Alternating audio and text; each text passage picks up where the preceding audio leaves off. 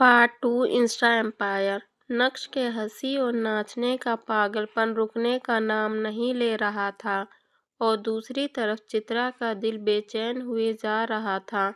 ये देखकर भाग्या बोली, तमे छोड़ो नी बड़ी माँ, ढोकलो खाओ ढोकलो। उस आदमी के पीछे समय क्यों बर्बाद करना।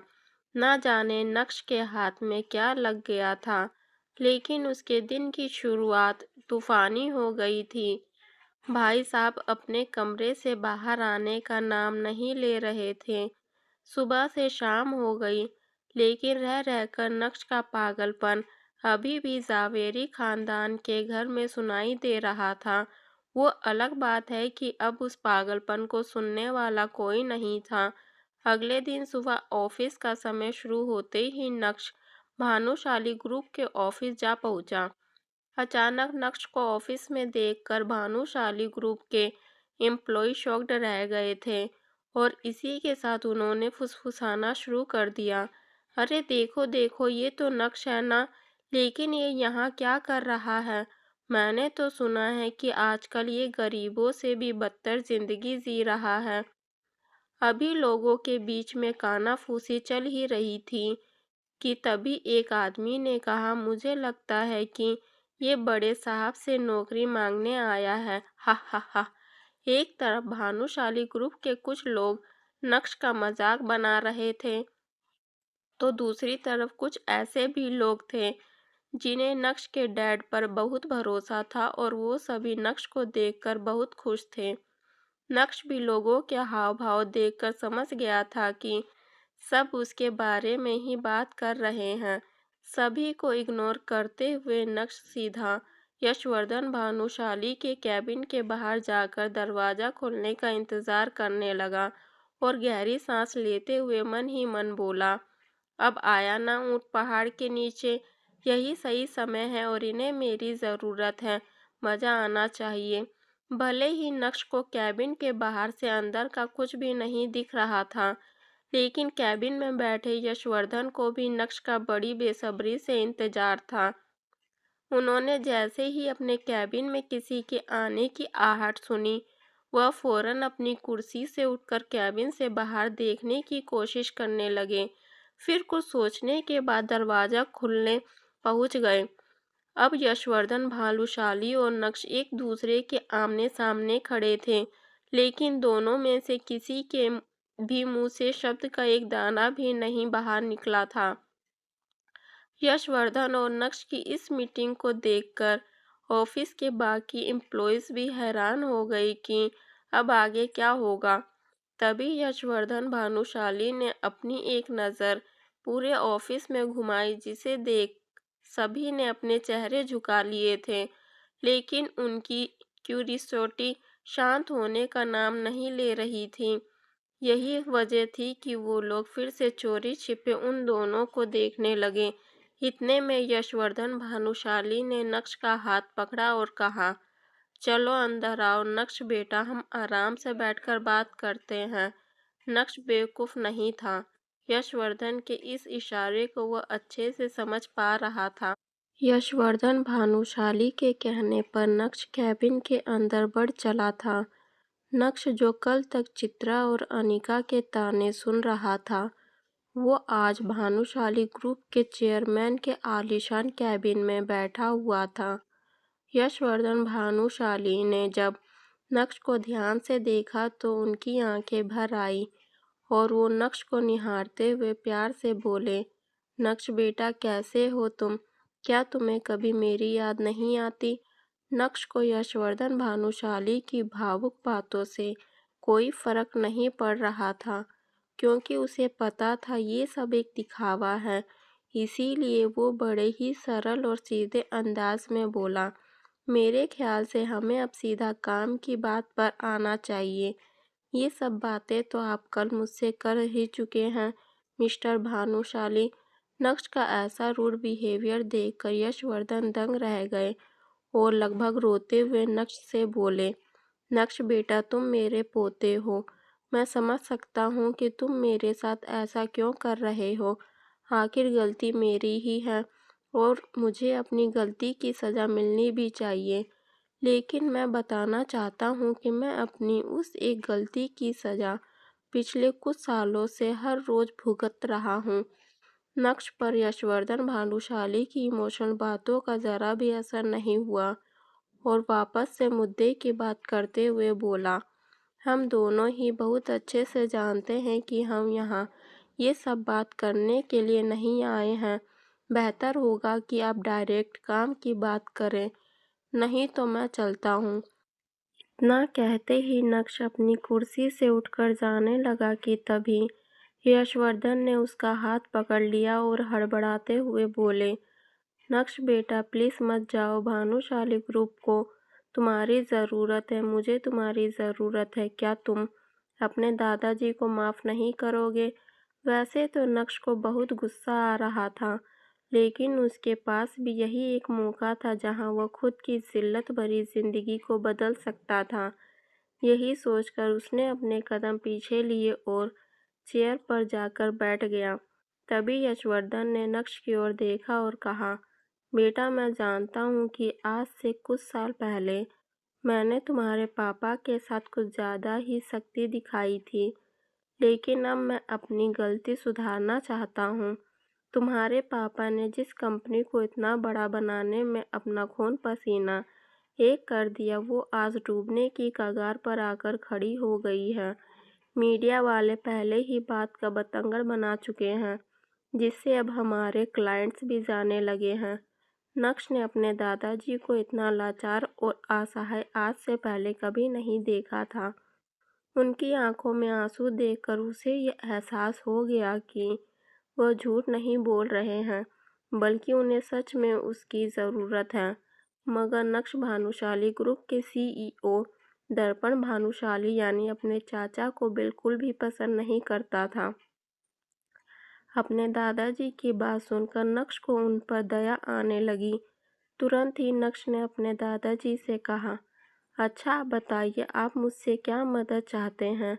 यशवर्धन ने थोड़ा हिचकिचाते हुए नक्श से कहा, मैं चाहता हूँ कि तुम ये कंपनी ज्वाइन कर लो और अपने पापा की तरह ही इसे संभालो।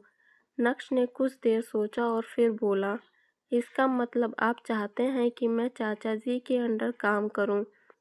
यशवर्धन ने धीरे से अपना कर हिलाते हुए कहा, यशवर्धन की बात सुनकर नक्श मन ही मन सोच रहा था कि अगर उसे इस तरह किसी के अंडर में काम करने के लिए ही बुलाना था, तो इससे अच्छा फ़ोन पर ही उसे सब कुछ बता देते। लेकिन नक्श के यहाँ आने का मकसद कुछ और भी था। वो अपने दादाजी की बात में आकर किसी भी बात पर हाँ करने के लिए तैयार नहीं था। इसीलिए नक्श ने सर उठाकर अपने दादाजी से कहा, दादाजी यहाँ बात कंपनी और आपके फ़ायदे की है, इसीलिए रिश्ते नाते और पछतावा जैसे शब्दों को हम ज़रा पीछे छोड़ देते तो बेहतर होगा। मैं आपकी परेशानी दूर करने के लिए तैयार हूँ, पर उसके बदले में आपको भी मेरे लिए कुछ ऐसा करना होगा जो मुझे खुशी दे सके, मेरा और मेरे डैड का खोया हुआ सम्मान लौट सके। मैं आपसे ज़्यादा कुछ नहीं चाहता, बस समय समय पर आपको मेरी कुछ शर्तें पूरी करनी होगी और बदले में मैं आपको मुझसे जो चाहिए वो मैं आपको देता रहूँगा। नक्श के मुंह से शर्त वाली बात सुनकर यशवर्धन चौंक गए। उन्होंने भौहें चढ़ाते हुए नक्श से कहा, शर्तें? अब तुम अपनों के सामने शर्त रखोगे? नक्श ने मुस्कुराते हुए अपने दादाजी से कहा, वो क्या है ना दादाजी, पिछले 2.5 साल में मैंने ज़िंदगी की कई ठोकरें खाकर यही सीखा है कि इस दुनिया में सीधा और ईमानदार बनकर रहना सबसे मुश्किल काम है। इसीलिए अब मुझे भी आज की दुनिया के तौर तरीकों के हिसाब से ही बात करनी पड़ेगी। शायद इसी में मेरी भलाई है और वैसे भी ज़रूरत आपको है मेरी, मुझे आपकी कोई ज़रूरत नहीं। नक्श के तीखी बातें सुनकर यशवर्धन भानुशाली सकपका गए। तुरंत ही उन्होंने नक्श से पूछा, अच्छा बताओ तुम मुझसे क्या चाहते हो? ये सवाल सुनकर नक्श के चेहरे पर चालाकी वाली मुस्कान आ गई थी, लेकिन अपने इमोशन को कंट्रोल में रखते हुए नक्श ने अपनी पहली शर्त सामने रखी। मेरी पहली शर्त यह है कि अगर मैं ये कंपनी वापस ज्वाइन करता हूँ तो इस कंपनी का नया CEO मैं बनूंगा। नक्श की पहली शर्त ने ही यशवर्धन को झटका दे डाला था और वो चौंकते हुए बोले, क्या कह रहे हो तुम? नक्श, तुम अपने चाचा की जगह कैसे ले सकते हो? नक्श ने जब अपने दादाजी की बात सुनी तो उसने मुस्कुराकर तंज कसते हुए कहा, ठीक वैसे ही जैसे चाचा जी ने मेरे डैड की जगह ली। मैं जानता था कि आपने मुझे यहाँ चाचू के बिजनेस को बचाने के लिए बुलाया है। लगता है आपको अभी भी अपनी गलती का एहसास नहीं है दादू। नक्श की बात सुनकर उसके दादाजी ने कुछ देर सोचा और कहा, ऐसी बात नहीं है बेटा। लेकिन और इसी के साथ यशवर्धन सोच में पड़ गए और होश संभालने के बाद यशवर्धन ने कहा, अच्छा, ये बताओ कि तुम्हारी बाकी की शर्तें क्या हैं? नक्श ने अपनी दूसरी शर्त बताते हुए कहा, मेरी दूसरी शर्त यह है कि मैं कंपनी में वापस तभी आऊँगा जब मुझे काम करने की पूरी फ्रीडम मिलेगी। मुझसे कोई सवाल नहीं करेगा कंपनी का पैसा कहाँ जा रहा है, कहाँ से आ रहा है, ये सब कुछ मेरे सर्जिडिक्शन में होगा। नो इफ़ नो बट, शर्तें अभी ख़त्म नहीं हुई हैं और शायद कभी होगी भी नहीं। इस कंपनी को मेरे हिसाब से चलना होगा। नक्श की इस बात पर भी यशवर्धन कुछ देर के लिए हिचकिचाए, लेकिन फिर बोले, तुम्हारी शर्तें सुनकर लग रहा है कि जैसे तुम मुझसे कोई बदला ले रहे हो, लेकिन मुझे अपनी ये शर्तें मंजूर हैं।